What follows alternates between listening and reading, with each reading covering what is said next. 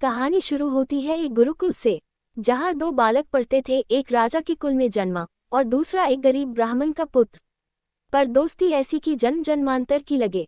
सुदामा मुस्कुराते हुए, कृष्ण तूने फिर से मेरी लकड़ी चुरा ली। कृष्ण हंसते हुए, अरे मित्र, तेरी लकड़ी तो तू ही रख, मैं तो बस चाहता हूँ कि तू मुस्कुराता रहे। सुदामा, तू हमेशा मेरा ध्यान रखता है। कृष्ण, क्योंकि तू मेरा सच्चा मित्र है। सुदामा। वर्ष बीते, कृष्ण बने द्वारका के राजा, और उधर सुदामा बना एक निर्धन गृहस्थ, जिसकी झोपड़ी में कई बार चूल्हा भी ना जल पाता। सुदामा की झोपड़ी में पत्नी परेशान बैठी है। पत्नी, स्वामी, क्यों नहीं जाते अपने मित्र कृष्ण के पास, वो अब द्वारका के राजा हैं। सुदामा शांत स्वर में, मैं मित्रता में लाभ नहीं खोजता, पर अगर तू कहती है तो चलूंगा, पर कोई भेंट ले चलना चाहिए। पत्नी फटे कपड़े में चावल बांधती है। पत्नी, ये थोड़ा सा चिड़ा है, इसे ले जाना। द्वारपाल हंसते हुए, ऐ ब्राह्मण, तू यहाँ क्या करने आया है।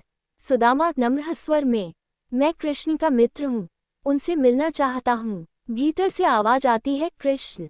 कृष्ण भागते हुए, सुदामा, मेरा मित्र। कृष्ण दौड़कर आता है, सुदामा के पैरों में गिर जाता है। कृष्ण आंखों में आंसू, मेरे भाई, तू इतना पतला कैसे हो गया, तूने मुझे इतना समय क्यों नहीं बताया।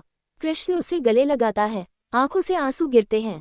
सुदामा, कृष्ण, मेरे पास देने को कुछ नहीं था, बस ये थोड़ा सा चिवड़ा। कृष्ण हंसते हुए, मुझे इससे प्रिय कुछ नहीं हो सकता। कृष्ण अपने हाथों से वह चिवड़ा खाता है, आंखें भर आती हैं। कृष्ण, मित्र, तू मुझे स्वर्ण मणि देता, उससे ज्यादा प्रसन्न न होता जितना इससे हूँ। सुदामा सोचते हुए, कृष्ण ने मुझसे कुछ नहीं कहा, मैंने भी कुछ नहीं मांगा। वापसी में जब सुदामा अपने गांव लौटता है, उसकी झोपड़ी की जगह महल होता है, घर में धन धान्य भरा है। पत्नी हैरानी से, स्वामी, ये सब कैसे। सुदामा आंखों में आंसू, ये कृष्ण की कृपा है, मेरे मित्र की भेंट। कृष्ण, धन्य है वह मित्रता जो स्वार्थ से परे हो। सुदामा, तूने सिखाया कि सच्चा प्रेम मांगता नहीं, बस देता है।